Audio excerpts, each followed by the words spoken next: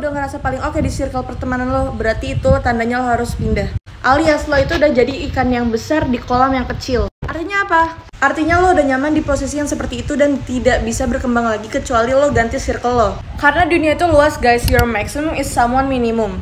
Jadi kalau lo ngerasa lo ini udah ngelakuin hal yang semaksimum buat diri lo, tapi di sisi lain untuk orang lain yang maksimum itu minimumnya orang lain.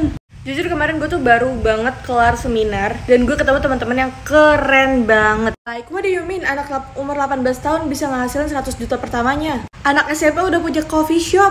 Dan satu lagi, ada yang bisa handle travel umroh, ada yang punya bento cake, ada yang punya makanan banyak-banyak. Gila, mereka udah nge-startnya itu dari awal. Gue salut banget sama mereka. So, jangan cepat besar kepala guys, di luar sana ada yang lebih keren daripada lo.